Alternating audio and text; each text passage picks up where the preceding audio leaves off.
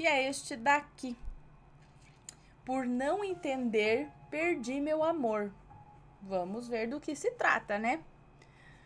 Olá, Ana e assombrados, como vão?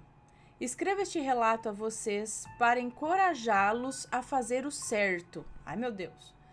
Não o que está no coração. Para fazer o certo. Não o que está no coração somente, mas o que é correto. Escrevo também àqueles jovens, tímidos demais, ou até adultos que na juventude plena se privaram de viver grandes aventuras e quando chegou à fase adulta, acabou por fazer as escolhas erradas. E falo também às pessoas que sonham durante o sono um sonho espiritual e não interpreta da devida forma. Estou escrevendo pelo celular, perdoe qualquer erro. Meu nome é Fulana e pode me chamar com muito orgulho de Fulana. Bom, Ana, feita essa introdução, digo a você que faz parte da minha vida, fazem parte da minha vida desde 2014 e desde então estou no meu cotidiano e desde então estão em meu, eu que tô doida aqui lendo tudo doido. E desde então estão no meu cotidiano em todos os momentos, bons e ruins, como se fossem da minha própria família. Eu sinto como se vocês fossem íntimos de mim, pois na depressão que vivo, vocês me ajudam a distrair a mente. Que bom. Meu filho de 2 anos, ao te ver, ele fala, a Paula, Ana Paula, a Paula. Um beijinho nele. Bom, Aninha, todos os nomes estão trocados, então vamos lá.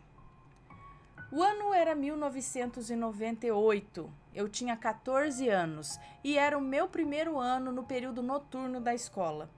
Estava esperando os portões abrirem para entrar na escola no primeiro dia do ano letivo, quando olho para o lado e vejo ele, Dom Juan.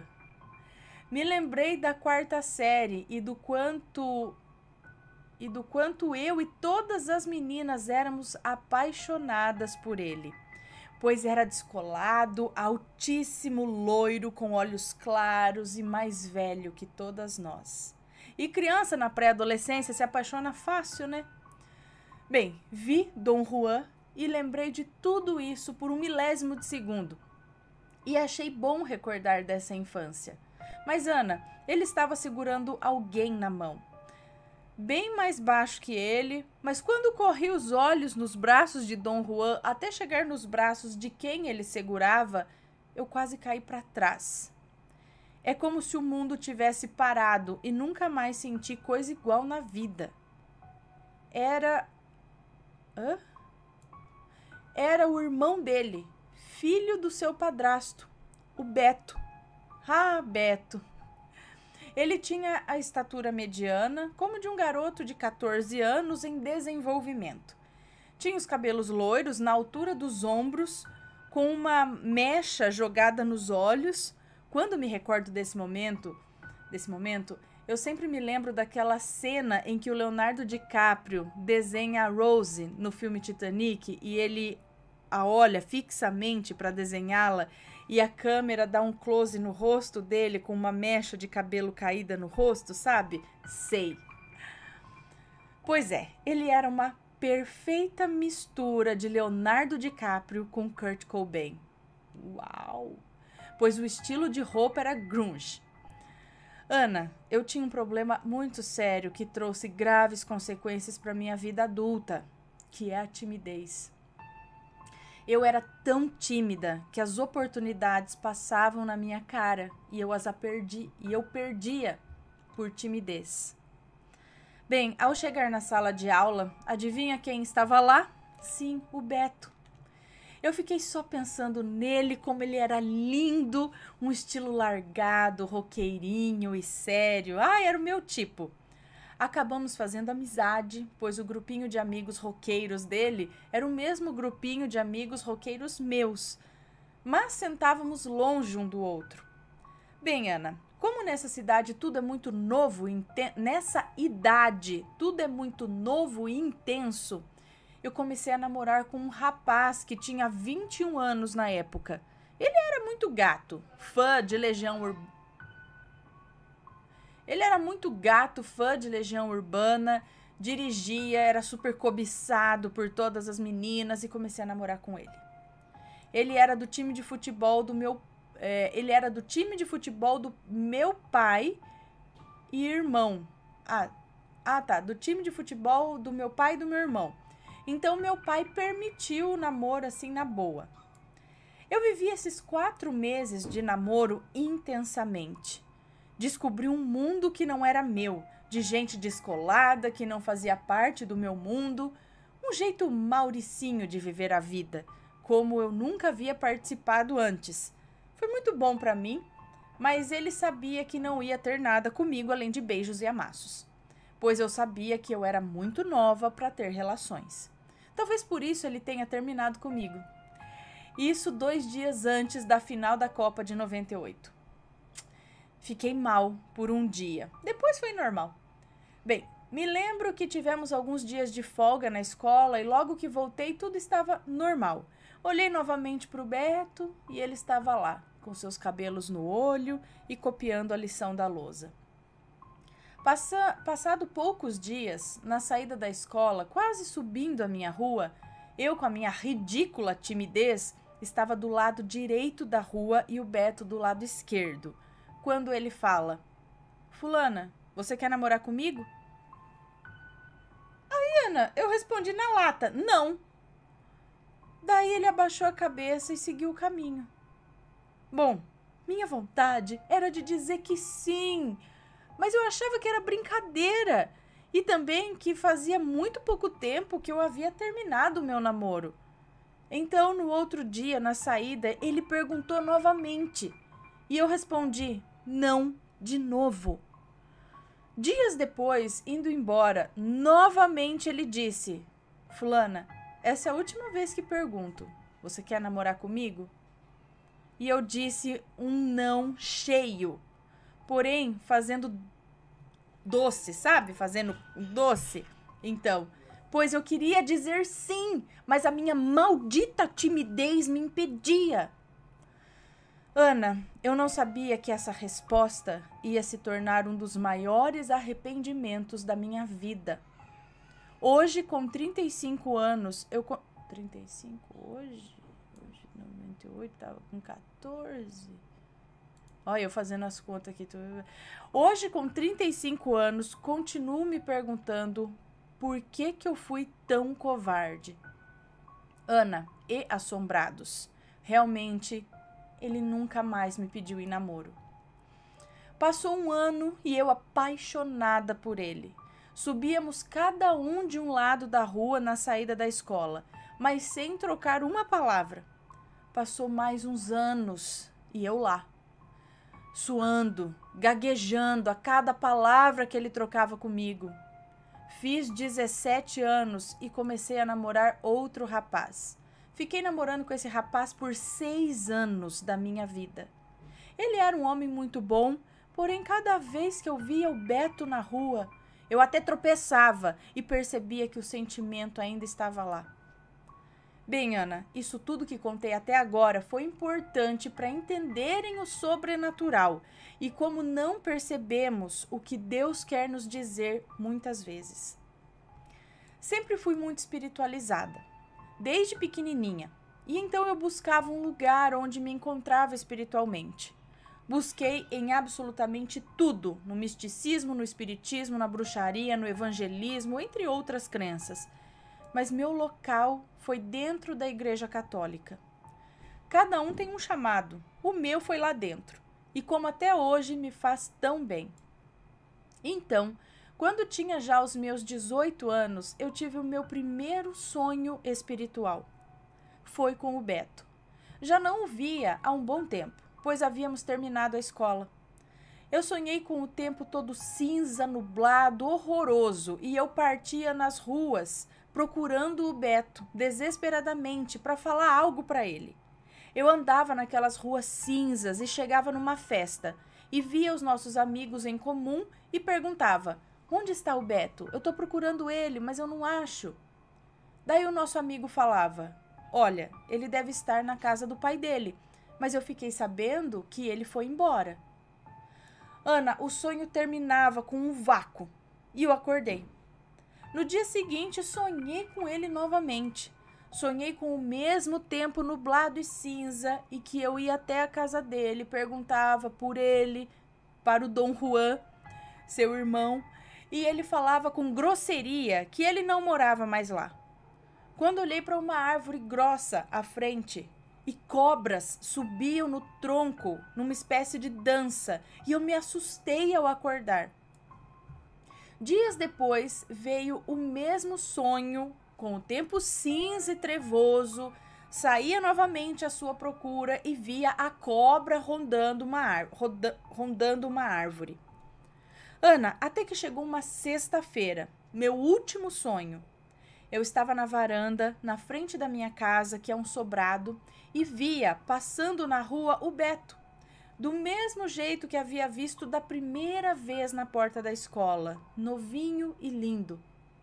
Ele passava, olhava para cima e me dava um tchau de adeus. Ana do céu, no dia seguinte, ao acordar, me levantei para comprar pão e passei na rua dele para ver se eu via alguma coisa, pois eu fiquei preocupada. Pensei que o menino ia morrer, sei lá. Na segunda-feira seguinte, fui à reunião escolar da minha irmã e encontrei a minha melhor amiga lá. E comecei a contar que eu estava preocupada com o Beto, pois eu estava sonhando com ele de uma forma muito estranha. Quando ela falou: Fulana, você não ficou sabendo, não? O Beto se casou neste sábado. Parece que ele engravidou a namorada dele. Eles iam terminar antes disso, mas o pai dela apontou uma arma para ele, o obrigando a se casar. E ele casou na igreja e tudo. Ana do céu, eu sentei no banco duro da escola, sentindo como se o mundo tivesse caído em cima da minha cabeça. Eu, como católica praticante, ouvindo que o Beto havia se casado na igreja, fez com que eu chorasse e sofresse copiosamente, pois não se pode casar 2 vezes na igreja. E mesmo eu namorando na época, no meu coração ainda havia esperanças. Bem, sofri, chorei e continuei namorando. Fiquei um tempo sem saber nada dele, até que soube que ele havia se separado e estava namorando uma esmilinguida que conhecia da época de escola. Quando vi os dois na rua, eu estava um pouco menos tímida. Passei por eles, o cumprimentei e ele não gostou. E ela não gostou. Ela devia saber de alguma coisa. Terminei meu namoro de 6 anos. Me aprofundei mais na religiosidade, virei missionária franciscana e conheci um rapaz. Ele era missionário, ex-dependente químico. Me apaixonei. Era um negão alto, forte, bem educado, inteligentíssimo.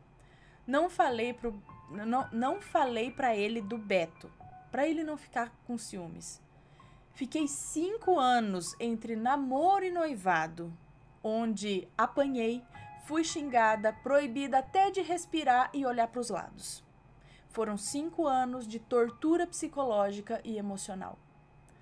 Terminamos e ele descobriu que tinha HIV, que pegou em uma de suas quedas na droga, onde teve relação com prostitutas, em biqueiras, enquanto consumia drogas. E Ana, você acredita que quando ele falou para mim, queria que eu voltasse com ele para cuidar dele? Já pensou ele passar para mim a doença depois de ter pego com prostitutas? Ou seja, me traindo e ainda eu ter que fazer a compreensiva e cuidar dele e de mim junto? Pois é, eu não quis voltar e ele me agrediu no meio da rua. Consegui fugir, pois cheguei perto de um postinho policial. Enquanto eu estava namorando ele, eu ainda pensava no Beto de forma carinhosa. Logo após terminar, conheci um rapaz que tinha os mesmos dons que eu, de cantar, e ainda era multi-instrumentista. Me apaixonei à primeira vista. Cantávamos juntos e era lindo, mas me decepcionei quando soube que ele estava lá na comunidade onde eu era missionária para se recuperar da dependência química. O meu mundo caiu, mas resolvi seguir em frente. Meu pai espiritual orou para mim, tirou a palavra e me disse que não era para seguir com esse relacionamento, pois eu ia sofrer, e não era de Deus. Outras pessoas ungidas vieram me falar também, mas eu estava revolts na época e decidi seguir em frente. Eu vou chamar o meu novo namorado de babaca. Eu acabei saindo da comunidade depois de 10 anos e do ministério de música onde cantava para viver essa história de amor com o babaca. Bem, ele veio viver na casa dos meus pais comigo e logo marcamos o casamento. Casamos com 11 meses de namoro. Ele sobrevivia com o dinheiro da música. Foi se apresentar em um programa de televisão cantando e ganhou um dinheirinho legal. Tudo investia em música. Essa era e sempre será a paixão dele. Falei pro meu então marido de que sempre fui apaixonada pelo Beto. Ele ficou um pouquinho enciumado, mas não era o louco dos ciúmes. Fiquei falando dele a noite toda pro babaca e ele até achou bonito. Eu não entendia o porquê de falar tanto do Beto assim. No dia seguinte fui trabalhar. No ônibus, lata de sardinha que pegava para ir até o metrô Itaquera, encontrei com a irmã do Beto. Ela eu conhecia desde pequena, pois brincava com a minha irmã. Quando eu a vi, lembrei do Beto e eu tinha muita vontade de falar para alguém de perto dele que eu sempre fui apaixonada por ele. Agora adulta, eu teria coragem de falar. A irmã dele olhou para mim e perguntou: "Você conhece algum amigo do meu irmão? Não conhece?" Eu respondi: A irmã dele olhou para mim e perguntou: "Você conhece algum amigo do meu irmão, não conhece?" E eu respondi: "Eu sou amiga do Beto há muitos anos. E como ele está?" Perguntei animada. E ela disse: "Ele morreu." Ana, eu dei uma tombada para trás e eu fiquei surda por uns instantes. E ela continuou: "Meu irmão andava estranho e com depressão. Ele largou a namorada dele, arrumou uma interesseira que só queria as coisas dele. Então ele parou de trabalhar, um trabalho maravilhoso que ele tinha. Começou a se despedir da família e até do filho. Ficou no apartamento dele trancado, ouvindo só Legião Urbana. E acabou com a própria vida. Depois de dias fomos atrás dele na casa, pois ele não se comunicava e ele estava lá. Ana, eu chorei baixinho no ônibus, eu chorei baixinho no trabalho. Quando cheguei em casa, falei pro meu marido e chorei baixinho a noite toda. Ele, o babaca, foi compreensivo até. Eu fiquei reclusa, sem entender nada, e tudo voltou à minha cabeça. O dia que o vi a primeira vez, a vez que pediu para eu ver uma música dos Beatles entre os discos da minha mãe, às vezes que o encontrava na rua e não tinha coragem de falar o que já tinha sentido por ele, às vezes que recusei namorá-lo, às vezes que tive sonhos estranhos com ele e às vezes em que tinha que sentar perto dele na sala de aula e quase morria por isso. Bem, eu tenho um bebê de 2 anos, me separei do babaca em janeiro deste ano. Meu relacionamento com ele foi tão traumatizante que faço tratamento para depressão. O babaca ainda está presente na minha vida, por causa do nosso filho. Aninha, não vale nem a pena falar como foi a minha vida nesses últimos anos casada com ele, pois ainda me dói muito. Voltei para a casa dos meus pais, zerei a vida e ainda não consegui me reerguer. Estou engatinhando. Voltei a cantar na igreja, pois isso me faz muito bem, mas ainda é difícil sair da cama. Com tudo isso, penso todos os dias. Se eu tivesse aceitado namorar com ele, se eu conversasse com ele quando tive os sonhos, se na época em que ele esteve doente eu tivesse dado uma palavra de amor real ao Beto, talvez tanto a vida dele quanto a minha haviam sido diferentes. Poderíamos estar juntos, ele vivo e eu também, de certa forma, viva, pois eu me sinto morta. Penso que nossa vida só daria certo juntos E como fui teimosa pelo medo, vergonha e timidez, e ele, orgulhoso, seguimos caminhos diferentes, e isso fez com que a nossa vida fosse destruída. Creio que vou levantar, em nome de Jesus, pois ainda estou aqui e tenho meu bebê lindo para cuidar. Mas não passa um dia sequer que me arrependa de não ter tido coragem. Assombrados, tenham coragem e consciência. Vivam, por favor, e sejam bons para quem vos ama.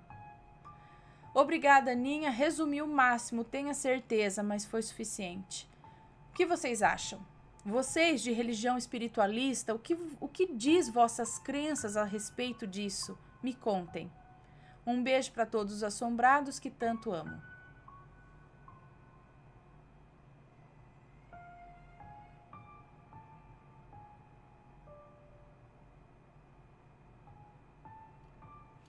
Ó, então.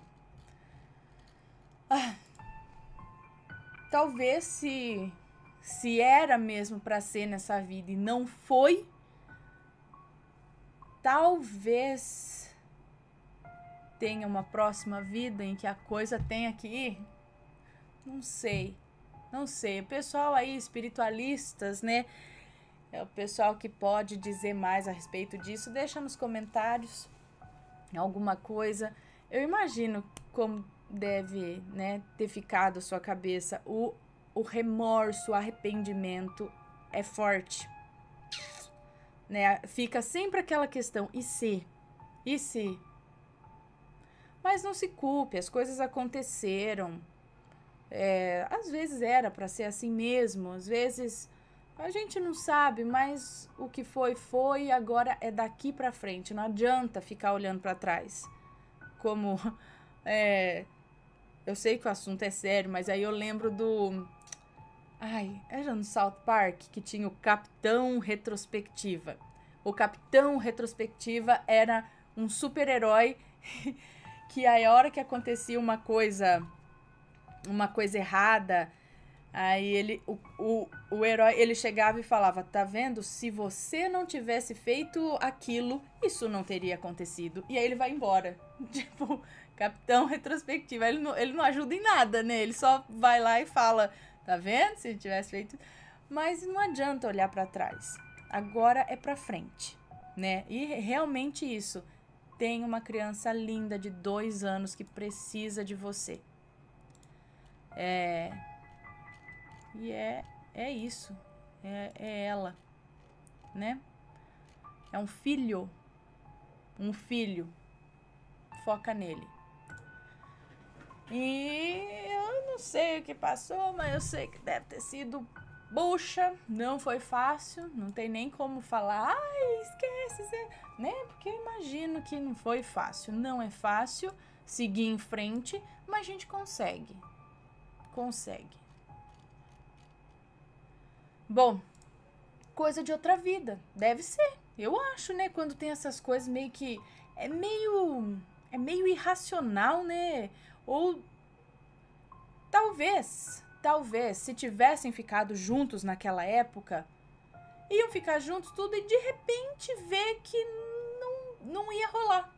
Não ia dar certo. Só que daí vocês já saberiam que, pronto.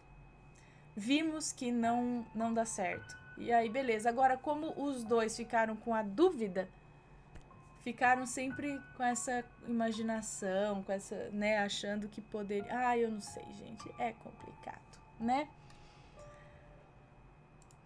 Mas eu sei que a timidez faz a gente perder muitas oportunidades.